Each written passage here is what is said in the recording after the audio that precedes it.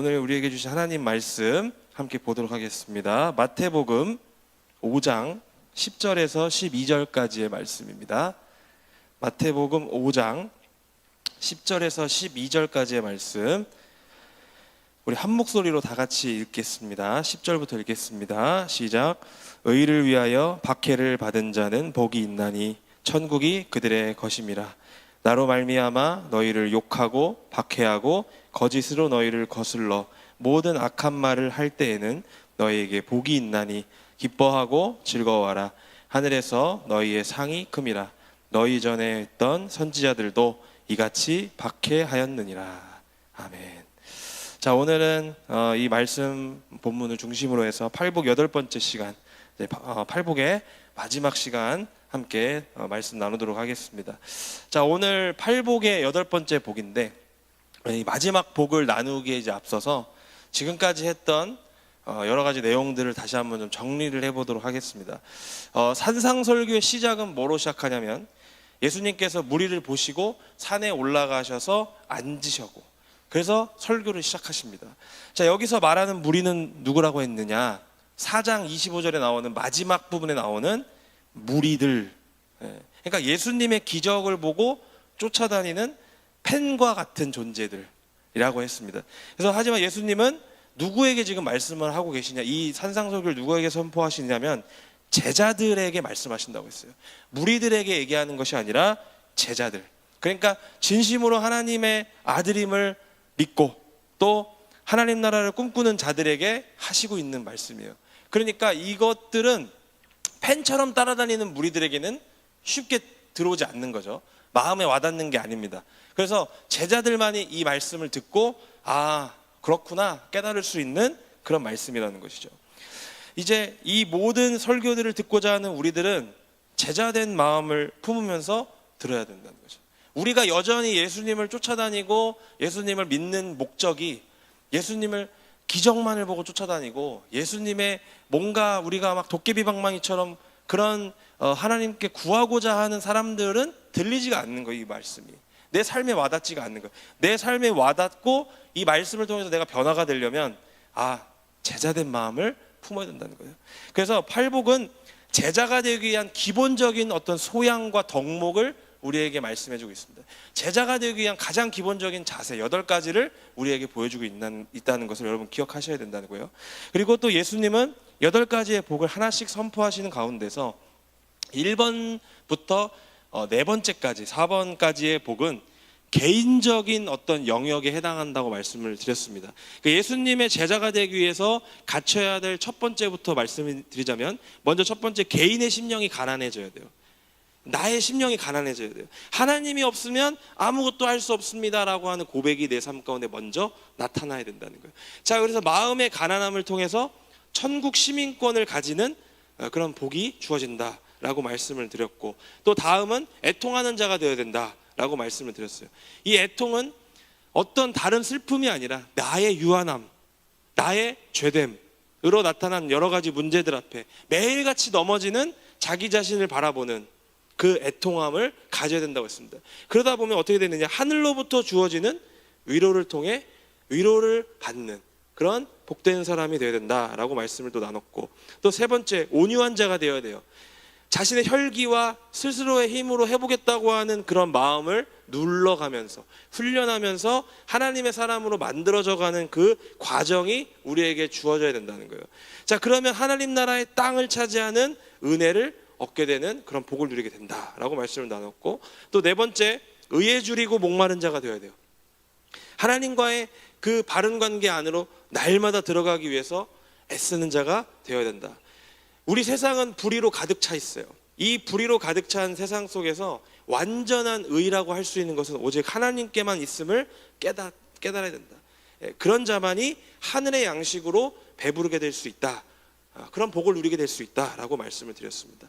자, 이렇게 하나님의 은혜로 날마다 배부른 자들은 이제 타자에게로 눈을 돌릴 수 있어요. 자신의 것들이 채워지면 이제 다른 사람이 보이기 시작하죠.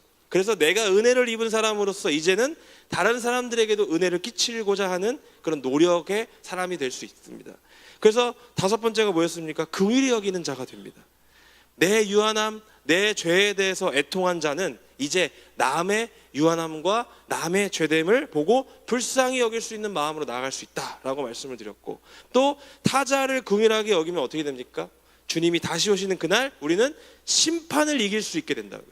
긍휼은 심판을 이길 수 있다라는 말씀을 우리가 붙잡고, 타자의 긍휼한 마음을 우리가 가지고 있어야 되겠구나라고 품어야 된다고 말씀을 드렸고, 또 마음이 청결한 자가 될 수 있다라는 거예요. 두 마음을 품지 않고 오직 하나의 마음으로 하나님을 바라볼 수 있는 은혜를 경험해야 된다는 거죠. 자, 그리고 지난주에 나누었던 화평하게 하는 자가 되어야 됩니다. 내가 하나님과의 올바른 관계에 있는 것이 아름답고 이게 복된 삶임을 안다면은 이제 다른 사람들도 하나님 안에서 있기를 바라는 마음으로 화평하게 하는 자가 되어야 된다는 거죠. 그래서 이들에게 하나님은 하나님의 아들, 즉 하나님을 닮은 자로서 하나님의 모든 것을 누리는 그런 복을 누리게 될 수 있다라고 이제 지난주 말씀을 나눴습니다. 자, 오늘은 팔복의 완성형이라고 볼 수 있는, 그러니까 제자의 삶을 우리에게 완성형으로 보여줄 수 있는 진정한 예수 그리스도의 제자의 삶은 어떠해야 하는지를 요약해서 우리에게 알려주고 있다는 것을 여러분 기억하셔야 돼요. 앞에 있는 7가지의 복을 모두 삶의 자세로 만든 사람만이, 즉 진정한 제자가 된 사람만이 할 수 있는 모습이 8번째 복을 우리가 누리는 사람이다 라고 기억하시면 되겠습니다. 우리 다 같이 오늘 본문 말씀 10절을 다 같이 한번 읽어보겠습니다. 시작. 의를 위하여 박해를 받은 자는 복이 있나니 천국이 그들의 것입니다. 이 말씀에서 우리는 먼저 의라는 단어를 또 살펴볼 필요가 있어요. 자, 예전에도 우리가 의에 줄이고 목마른 자를 이야기할 때, 의를 얘기할 때 바른 관계라고 해석하는 것이 좋다고 했어요. 그래서 여기서 바른 관계라는 말은 어떤 개념이냐면 하나님하고 멀리 떨어져 있지 않은 상태가 의입니다. 의. 그러니까 우리가 의로운 사람, 의롭다라는 것은 하나님하고 가깝다라는 거거든요. 멀리 떨어져 있지 않고 항상 붙어 있는 것을 의라고 말씀을 하는 건데, 따라서 오늘 본문에서 의를 위하여 라는 말을 우리가 다시 한번 해석을 해보면 바른 관계를 위하여 라고 할 수 있습니다. 그러니까 바른 관계를 위하여 라고 할 때 바른 관계를 위해서 오신 분이 누굽니까? 예수님이죠. 따라서 여기서 말하는 의라는 것은 예수님 자기 자신을 지칭하는 표현입니다. 그러니까 예수님을 위하여 박해받은 자들은 복이 있다. 그러니까 결국에 무슨 말이냐면 이렇게 의를 위하여 오신 분, 그렇게 사신 분은 예수님밖에 없어요. 그래서 우리는 의를 위하여라는 말 자체를 예수님을 위하여라고 전체적으로 해석을 할 수 있는 겁니다. 의를 위해서 박해받으신 분이 예수님이기 때문에 우리는 이것을 이렇게 해석할 수 있다는 거죠. 이 땅에 오셔서 온갖 고난과 어떤 고초를 당하시고 자신 스스로가 화평하게 하는 자가 되어서 하나님과 인간 사이의 어떤 관계를 회복하신 분이기 때문에 예수님은 의 자체이신 분이라는 거예요. 그리고 11절 말씀해 보시면 나로 말미암아 라고 말씀을 시작합니다. 즉 의를 위하는 것이 곧 나로 말미암는 것과 같다라는 것을 우리에게 알려주고 있다는 겁니다. 그리고 10절 말씀을 보시면 의를 위하여 박해를 받은 자라고 말씀을 하는데, 하나님과 멀리 떨어져서 이렇게 죄로 가득 찬 세상, 불의로 가득 찬 이 세상에서 소망도 없이 희망도 없이 살아가는 우리들을 하나님과의 관계를 회복시키기 위해서 예수님이 박해를 당하셨다는 거예요. 그냥 맞으신 게 아니라, 그냥 고난당하신 게 아니라 하나님이 인간과의 그 관계를 회복시키기 위해서 예수님이 대신 박해를 받았다는 거죠. 그래서 고난을 당하셨다. 우리는 그렇게 볼 수 있다는 거예요. 따라서 8번째 복은 예수님 자기 자신을 지칭하는 것이면서 동시에 우리가 제자로서 살아가기 위해서는 반드시 예수님을 닮아가고 예수님이 했던 행동을 따라가야 된다는 것을 우리에게 알려주고 있다는 거죠. 자, 우리 다 같이 로마서 8장 14절에서 17절 말씀 다 같이 읽겠습니다. 시작. 무릇 하나님의 영으로 인도함을 받는 사람은 곧 하나님의 아들이라. 너희는 다시 무서워하는 종의 영을 받지 아니하고 양자의 영을 받았으므로 우리가 아빠 아버지라고 부르짖느니라. 성령이 친히 우리의 영과 더불어 우리가 하나님의 자녀인 것을 증언하시나니 자녀이면 또한 상속자 곧 하나님의 상속자요 그리스도와 함께한 상속자니 우리가 그와 함께 영광을 받기 위하여 고난도 함께 받아야 할 것이니라. 아멘. 자, 우리가 하나님과 올바른 관계 안으로 들어갔다, 이걸 의라고 얘기했는데 이것을 신학적인 용어로 뭐라고 하냐면 칭의라고 합니다. 그러니까 우리가 하나님과 올바른 관계 안으로 들어갔다라는 말 자체가 칭의예요. 자, 우리가 원래는 의로운 존재가 아닙니다. 우리 스스로는 하나님께로 나아갈 수가 없어요. 우리 마음대로. 그래서 우리가 그런 존재가 아님에도 우리를 의롭다고 불러주시는 거죠. 칭해 주신다. 그래서 우리가 구원을 은혜라고 표현하는 이유가 그겁니다. 왜? 아무런 자격이 없는 나를 의롭다고 하시니까. 원래 하나님하고 가까울 수 없는 내가 하나님하고 가까울 수 있도록 해주셨기 때문에, 우리를 의롭다고 하셨기 때문에 그게 은혜라는 거예요. 그런데 우리를 의롭다고 불러주시는 것만 해도 은혜인데 여기서 그치지 않고 하나님은 우리를 뭐라고 하시냐면 자녀라고 부르세요. 그래서 우리가 하나님을 아버지라고 부르는 이유가 뭐냐면 우리를 자녀라고 하시기 때문에. 하나님의 아들은 원래 예수님 뿐입니다. 그래서 말씀 로마서 8장에서 뭐라고 하냐면 우리를 양자의 영, 다시 말하면 쉽게 얘기하면 우리를 입양하셨다는 거예요. 우리 원래 하나님의 아들이 아닌데 예수님밖에 없는데 우리를 입양하셨다는 거예요. 양자로 입적하셨다는 거예요. 그래서 우리를 하나님의 호적 안으로 넣어주신 거예요. 우리는 원래 하나님의 자녀가 아닌데 하나님께서 우리를 예수님의 그 고난을 통해서 그 양자로 입적해 주셨다는 거예요. 그래서 우리가 하나님을 아버지, 아빠라고 부르는 거 아니겠습니까? 따라서 우리는 하나님과 올바른 관계에 있으면 하나님의 상속자가 될 수 있다는 거예요. 왜? 아들이기 때문에. 하나님의 자녀이기 때문에 하나님의 것을 상속받을 수 있게 됩니다. 그런데 이렇게 되면 자연스럽게 감당해야 되는 것이 있어요. 뭐냐면 17절 말씀에 예수님과 영광을 함께 받기를 원한다면 고난도 함께 받아야 한다라고 말씀하는 거죠. 그래서 그리스도인에게 고난은 선택사항이 아니에요. 우리가 예수님을 통해서 영접하는 은혜를 통해서 하나님의 자녀가 되는 권세를 누린다면 고난은 반드시 우리의 삶 가운데 뒤따르게 되어 있다는 거죠. 우리가 이 세상에서 박해를 받고 고난을 당하는 이유는 다름 아닌 하나님의 자녀인 동시에 하나님 나라의 백성이기 때문이라는 거예요. 다른 것이 아닙니다. 세상에서 이 고난을 감당하며 주님 다시 오시는 그날까지 삶을 살아내는 과정을 뭐라고 하냐면 신학적인 용어로 성화라고 하는 거예요. 그래서 이 고난의 삶을 알면서도 끝까지 버티는 거, 거룩하게 되어내는 그 과정 가운데서 끝까지 믿음 잃지 않고 주님 다시 오시는 그날을 바라보는 것이 성화죠. 그래서 칭의와 성화, 그 모든 것들을 우리가 감당했을 때 하나님이 우리에게 주어지시는 것은 뭐냐? 영화의 과정을 우리에게 허락하신다는 거예요. 자, 이렇게 고난과 박해를 받는 삶을 사는 성화의 과정을 밟고 있는 자들에게 예수님은 뭐라고 하시느냐? 천국이 그들의 것입니다 라고 그 복을 선포하세요. 여기서 말하는 천국은 장소가 아닙니다. 이 장소의 개념으로 우리가 해석을 하면 안 돼요. 하나님의 다스림이 있는 곳, 통치하심을 의미하는 단어가 뭐냐? 천국이에요. 그래서 헬라어로는 바실레이아라고 하는데 이 천국이 그들의 것입니다 라는 말은 어떤 개념이라고 볼 수 있습니까? 박해를 받은 자들만이 하나님의 통치하심을 경험할 수 있다라는 말이에요. 이걸 반대로 얘기하자면 하나님의 통치하심을 내 삶에 경험하고 싶어? 그럼 어떻게 해야 돼요? 내 삶에 박해를 받아야 돼요.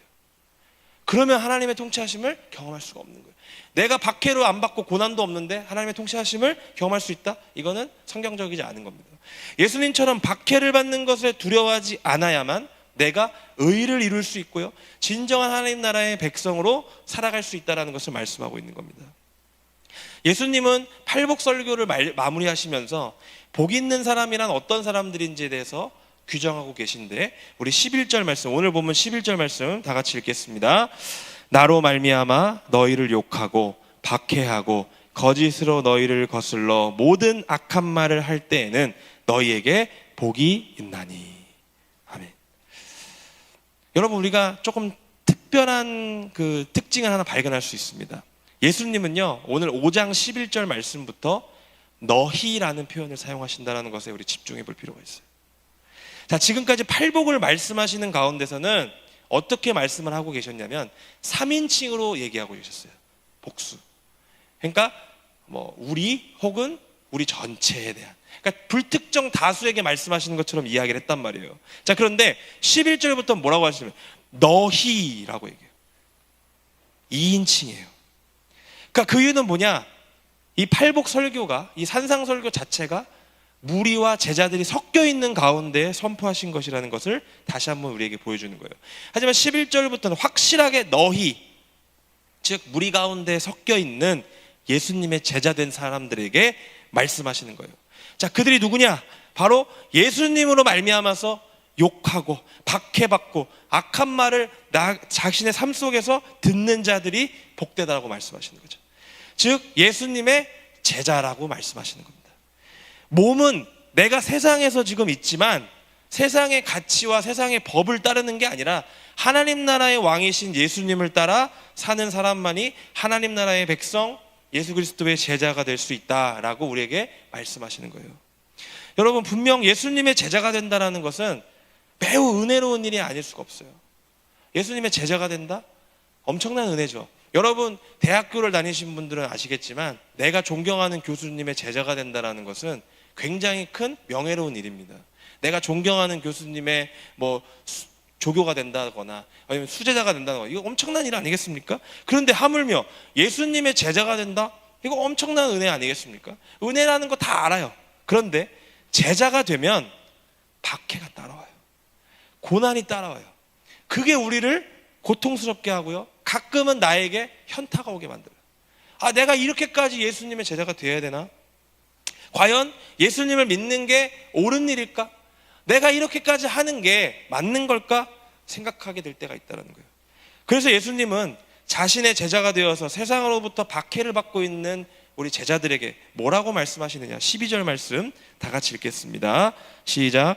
기뻐하고 즐거워하라. 하늘에서 너희의 상이 큼이라. 너희 전에 있던 선지자들도 이같이 박해하였느니라. 아멘. 예수님은 기뻐하고 즐거워하라 라고 말씀하십니다. 이렇게 고난을 받고 욕을 먹고 남들이 나를 괴롭히는데 그 가운데서도 기뻐하고 즐거워하라고 말씀하세요. 자, 여러분, 이 말을 원어로 보면 이 말은 그냥 기뻐하라는 수준이 아니에요. 넘쳐나오는 기쁨을 주체하지 못하고 희열을 느낄 정도로 즐거워하라는 뜻입니다. 이 안에 압축되어 있는 단어가. 자, 이렇게 기뻐할 수 있는 이유를 예수님은 뭐라고 하시냐면 하늘에서 너희의 상이 크기 때문이다 라고 말씀하세요. 자, 여기서 상이 크다라는 말은 사이즈가 크다라는 게 아니에요. 라지 사이즈, 스몰 사이즈를 말씀하시는 게 아니에요. 양이 많다라는 거예요. 다시 말하면 지금 이 세상에서 고난당하고 박해를 당하면 하늘에서는 여러 가지의 보상들이 너희에게 주어질 것이다 라고 말씀하는 거라는 거죠.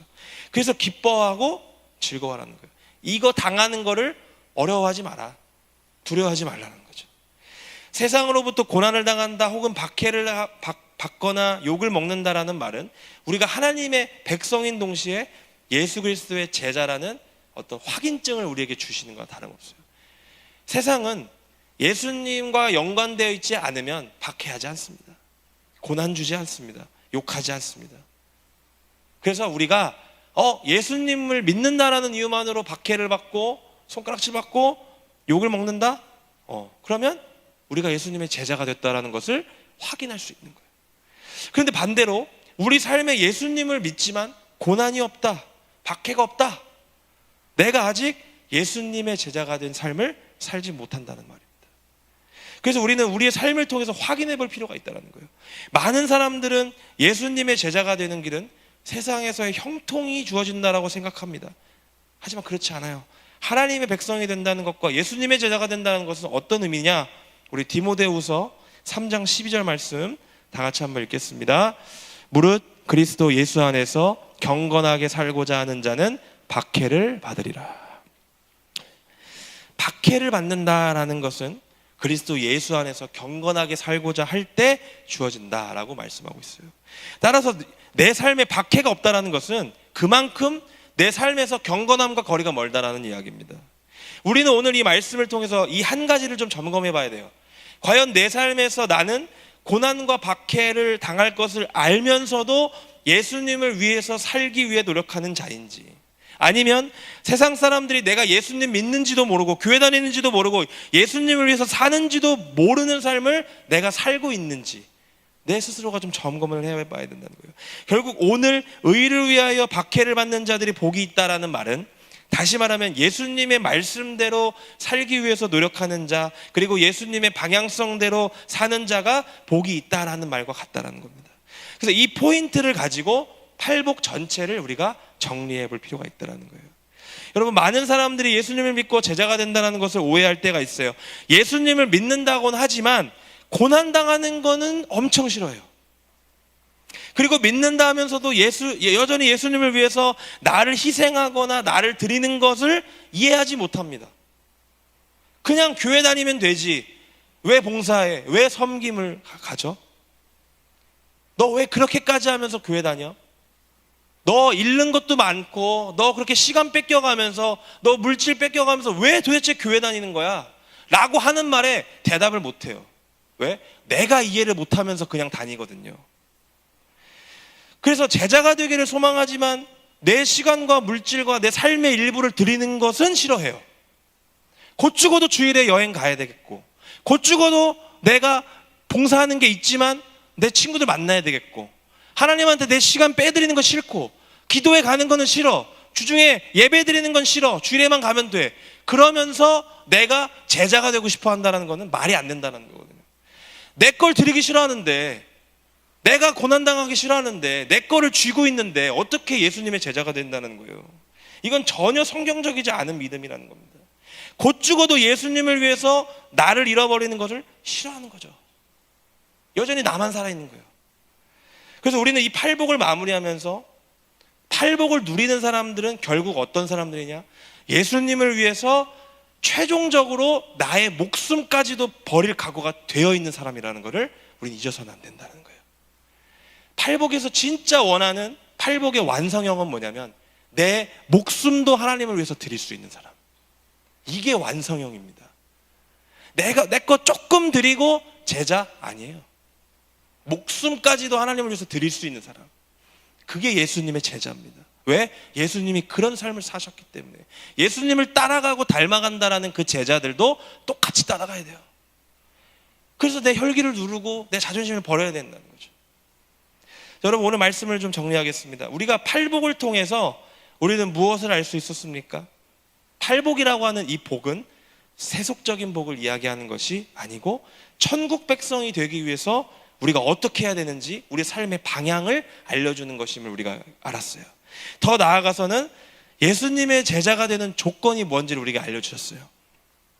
팔복의 복된 삶을 살아가면서 완성된 어떤 제자의 삶은 무엇이냐? 자신의 목숨까지도, 자신의 삶까지도 예수님을 위해서 바칠 수 있는 신앙을 소유한 자들이라는 것을 우리는 볼 수 있습니다. 이 모든 것들을 종합해 볼 때 복이 있는 자를 예수님은 어떻게 규정하고 계시느냐? 바로 하나님과 항상 가까이 있는 사람, 하나님과 관계가 있는 사람, 하나님의 백성으로 살아가면서 새로운 하나님 나라의 법, 선포된 이 법을 지키려고 하는 자들이 복이 있다라는 것을 우리가 알 수 있습니다. 여러분, 팔복을 통해서 우리가 결단해야 될 것은 무엇이냐? 다름 아닌 복이 있는 자로서 살아가고 있는지를 좀 우리가 점검해보고 확인해봐야 돼요. 그저 예수를 믿으면서 세상의 복 가운데 있기를 사모하는 사람인지, 아니면 내 삶을 하나님께 드리기를 아까워하지 않고 내가 어떠한 고난과 박해를 당하더라도 끝까지 하나님 나라의 방향성과 가치를 내 삶에 이루고자 하는 사람인지, 우리가 이 팔복 설교를 통해서 마무리하면서 점검해 봐야 된다는 거예요. 여러분들에게 다시 한번 질문하겠습니다. 여러분은 제자입니까? 무리입니까? 예수님은 우리를 제자로 부르셔요. 우리가 제자가 되기를 원하세요. 특히 여러분, 청년의 시기에 여러분들이 예수님으로 말미암아 박해를 받더라도, 내가 예수님으로 말미암아 어떠한 고난을 당하더라도 자신의 삶을 주님께 드릴 수 있는 사람들이 되기를 원하신다는 거죠. 지금부터 드리지 않으면 여러분, 더 나이가 들었을 때 드리기 쉽지 않습니다. 지금 결단해야 되고, 지금 오늘을 살아가는 내 삶의 자리에서 다시 한번 예수님을 향한 그 결단이 우리에게 있어야 돼요. 현재 내 삶 속에서 하나님 나라의 방향성과 그 가치를 가장 귀한 것으로 여기면서 내 삶을 하나님께 드리기를 아까워하지 않는 진정한 하나님의 통치를 경험하는 저와 여러분들 되기를 축원드립니다. 하나님 나라의 백성, 예수 그리스도의 제자 된 삶은 반드시 고난이 뒤따라오게 돼 있습니다. 여러분, 이 사실을 우리가 인정해야 돼요. 도리어 그 박해와 고난이 나에게 올 때마다 우리는 기뻐하고 즐거워할 줄 아는 진정한 믿음의 사람들이 되기를 소망해야 됩니다. 우리 마지막으로 말씀 한 구절 읽고 마무리하겠습니다. 히브리서 12장 11절에서 13절까지의 말씀을 읽겠습니다. 무릇 징계가 당시에는 즐거워 보이지 않고 슬퍼 보이나 후에 그로 말미암아 연단받은 자들은 의와 평강의 열매를 맺느니라. 그러므로 피곤한 손과 연약한 무릎을 일으켜 세우고 너희 발을 위하여 곧은 길을 만들어 저는 다리로 하여금 어그러지지 않고 고침을 받게 하라. 아멘. 여러분, 바라건대 이 말씀을 통해서 지금 내 삶의 자리에서 비록 예수님으로 말미암아 주어지는 박해나 어떤 징계와 같은 어려움이 있다 할지라도 제자의 삶을 살 수 있기를 결단하는 우리 모두가 되기를 주님의 이름으로 축원드립니다.